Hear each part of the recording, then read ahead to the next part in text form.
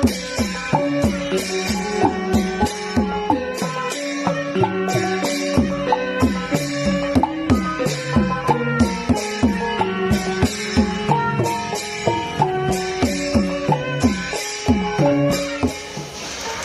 สด็จกับพี่น้องเขาในเตียนเลยฮอดเที่ยวมาตีในสะพังปังป่วยในค่ะเนาะวันเกิดครูบาปอขณะนี้ในก็เลยเสียงว่าค่ะเนาะเฮาขาเลยมาหกยักกันเย้าในซ้ำใครเอาเขาโซ่ใส่ความเสียงใต้มนโจดจอมอันเป็นดีใจละสวยเลยสร้างนอนละเย็นเลยสร้างใจมือเหลียวเขาเลยสร้างเลยก็อิดก็อ้อนในเมียนหังค่ะเนาะเขาขามนโจกันจอมกันเลยค่ะนะก็มาสีขาวเขาตีห้องผักตอนพันเสหมอกสีหาต้อยนะก็ต้องแข่ลงแข่ขึ้นนะครับเขาสีต้อยหมอกหามันเนี่ยไปขนาด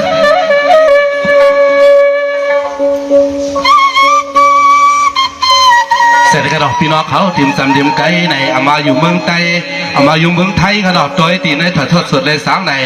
วันเกิดสักวันเกิดครูบาปอค่ะในขณะตีในเวลาค่ะอันเป็นก็อ่อนโหดทนหนาวค่ะอันเป็นตัวจังสวยเสียงแหล่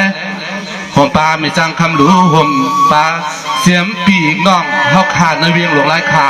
กูก็กูก้นในขณะเสียมดีจำดีไกลในขณะไล่ฮอดเพียวมาเสร็จแล้วให้พวกเลยทับเปลี่ยนแต่หน้ากู้สู่ตั้งหลุมกันในไว้เสือศิษนาเพิกซึ่งข่าวใส่เสร็จแล้วห่มๆส้มๆซื้อในขณะ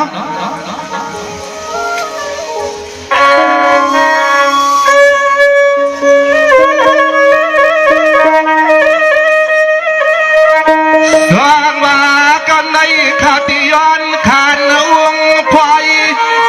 สวัสดีใครเอาขาก็ติยอนขานวงพอยก็เปิดเปลี่ยนเจ็บปอยวันเกิดหลวงครูว่าเฮาขาเพียวเถื่องตัวมาติวัดติกวางก็แกนลาเปียใจ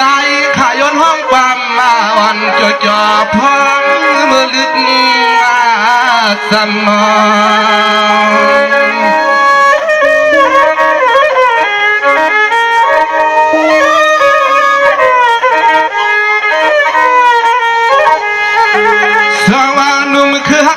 สู่เจ้าเดียวความมาตอนทางมังกลาสื่อให้พวกเลยเสือสากางอาเกกวนลานำมาเจมที่สัมติไกลเลยไปวัดมากวัดตาจองเบื่อพวงคำขึ้นหูตื้นให้พวกเลยเปลี่ยนปีเสน้องเขอก็ยวนนับย่อยวนมนเสต้อย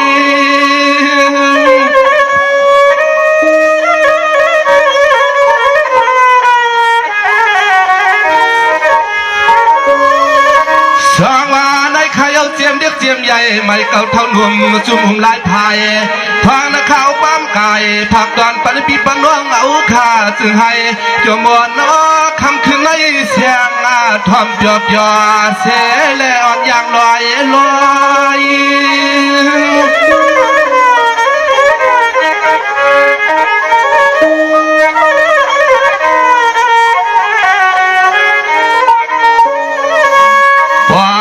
เปลี่ยนไว้ปล่อยยาถอดปล่อยเมียกสายาขาวก็ปล่อยแล้วขอสวมเล็กตางาลงฟ้ามานัดจูให้ปล่อยเปลี่ยนที่ย้อนสวยสูมังกาลาซึ่งให้ปล่อยเสือสากลางวังอกใจเขาหนอกินจบขาในไม่จ้างคำดัวแล้วผมป้าพี่ใจเอาขาในข้าดอกให้อยู่ดีกินวันเพื่อกันขึ้นใหญ่ไม่สูงสีกำเขาสวัสดีใครเอาขาก็ย้อนปึงเอาพุ่งกุ้งพุ่งใหญ่ตะโคเจ้าเปลี่ยนเจ้าขากางมุ้งเสอเจียมเจ้าตาหน้ากำกากึกงาห่วงป้าปีป้าน้องตังเสียงตังหัวเช้าอยู่ในก็จึงให้ปล่อยแคมขาเจียมกูคืนคำวันใน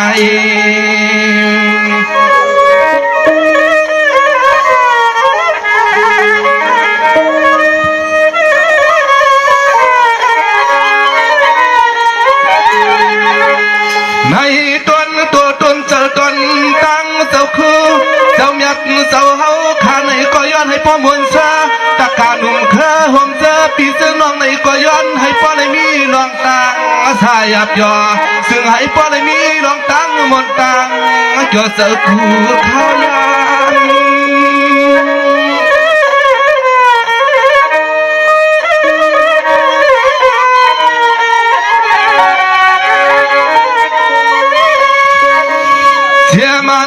คู่เจ้าสร้างเจ้าชาวาพอมาตาตะกาปีน้องห่องไต่ตังเสียงในกอซึ่งให้พอได้มีลองตั้งมนตามอภิยตาเสสายข้าจองในมีข้อความสู่ตวงมังกลา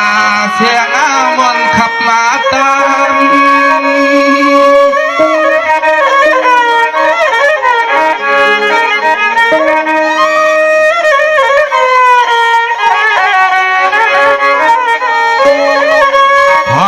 แขกยามในพังแขกยามในไผ่ก็จึงให้พ่อไรยานเปียกตังสาวไข่ตังสุกตังไม่ในก็ย้อนให้พ่อไรกลางดอดออกป่ากูก็กูกวนหน้าให้พ่อไรยินนาเหมือนเสือเปียสายาในลูกยุนกวนนาอ๋อนอจึงให้พ่อไรเสือเหมือนสายาเจียมกูนางคุณขนาด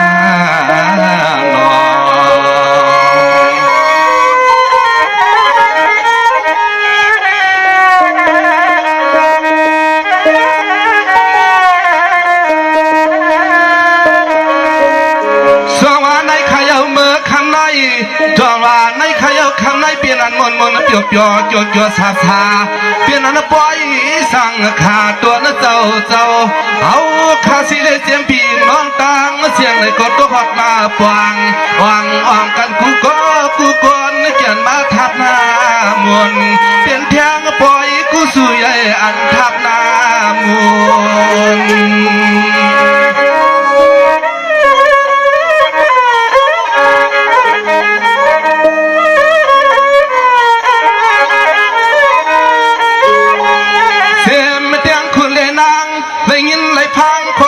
สับลานมนเสือเมื่อเคยหนุ่มห้างขาดนตันพลอยเมื่อแคกปล่อยในสีเลวันนาสู่เสาเฮาขาดนาซึ่งให้ปอยอซึ่งให้ปอเลยยินขอความมาขาห้องออกเยอะในก็ให้ปอเลยมีรองต่างก็เจอเสือขาดเจอเสือ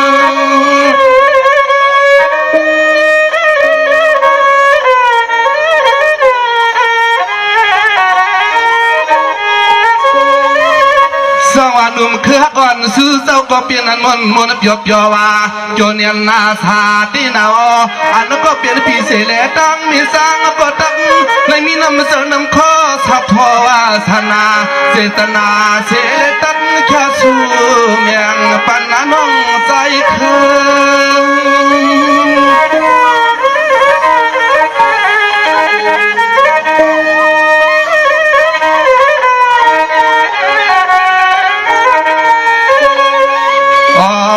พี่สายอันแค่ชื่อยินชื่อปันตอนสายขาเอาในเมื่อนาหนาใน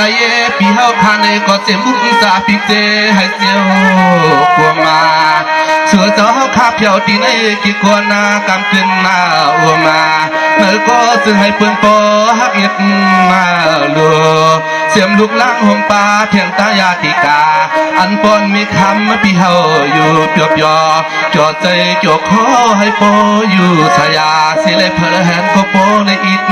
ดูขนาดนอ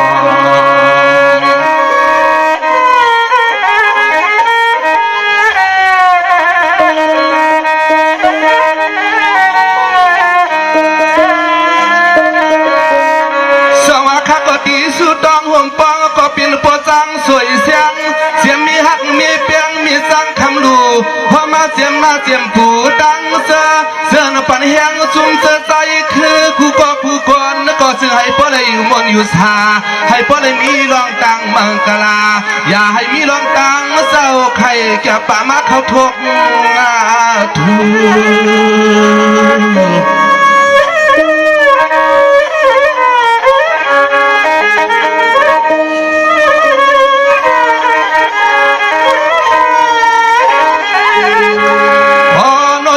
จอยซื้อปันเทียงที่ซื้อเจ้าฮอขาสวะให้ลองการนักกาไข่เรียกกูให้ปอได้มีน้ำหยักน้ำต้นคนทูพอมาปูเทียงเฮ็ดเทียงตั้งลองส่วนให้นาให้ปอแก้มือนต้นเจอต้นข้อเจ้าให้เจ้าหน้าวนมาอยู่ตาเสเปให้มันลอย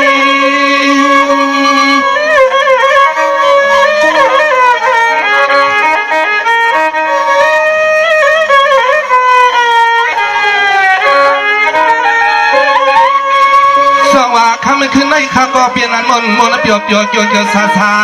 โดยดูเอาเลี้ยงกาผักตอนปันปีปันน้องตังเสียงเสือเขา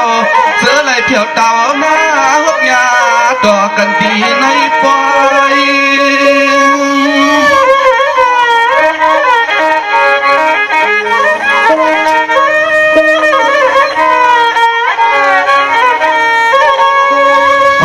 นอนพี่เฮาคาน้องเฮาคาเจ็บหน้าปานายน้องยินน้องใจจึงให้พวกมวลเสือหนุ่มเคยความมีข้อความจอยสู้มังกาลาผมตาอันมุดแสงพงต้องให้เลยก็ย้อนให้โปและกัดเยนาอันเปลี่ยนน้องซึ่งได้ยินนึกถามเสียงข้อความอ่อนใจเขาก็จึงให้พวกได้มีลองลังคำขับตามมาอย่าเสียเลยกลางรถเทเคียงคณะใบสุขาคือก่อนใน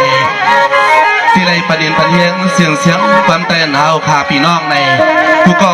ให้พวกเลยอยู่ลีกินวันเฮ็ดกันขึ้นใหญ่ใหม่สูงกันเมื่อนาในโฮมป้านเปลี่ยนโปรสร้างเสียงเอาขาเลยมีสร้างคำดูโฮมปีนอกขาก็หุงเขาพักก้อนตักใส่วันเลยก็อันใดมาจากการเลี้ยงรู้ดีในสภาพบางปล่อยเขาขามือพวกเลยสังในขาน้องให้พวกเลยอยู่ลีกินวันตั้งยืนอันกูก็นั่นให้พวกเลยเตรียมทุนเสียแล้วย้อนสู้ปันอันเป็นเจ้าปอซึ่งตั้งครูบาบุญจุมเขาขาเลยหกป้าเจ้าครูเจ้าสร้างเขาแล้วก็ให้พวกเลยอยู่ดีช่วงวันเหตุการณ์ในศาสนาให้พวกเฮือเปื้องใส่ในเขาขาอยู่ดีในเดซื้อตอกปันยุ่งเลยค่ะโอ้สาธุเสียแล้วมาซึ่งกูก็สิกำขาเอาขายินโจทย์สิค่ะเนาะเสียงตบมือเป็นยังเสือน้องใจสุดเจ้าเลยค่ะเนาะ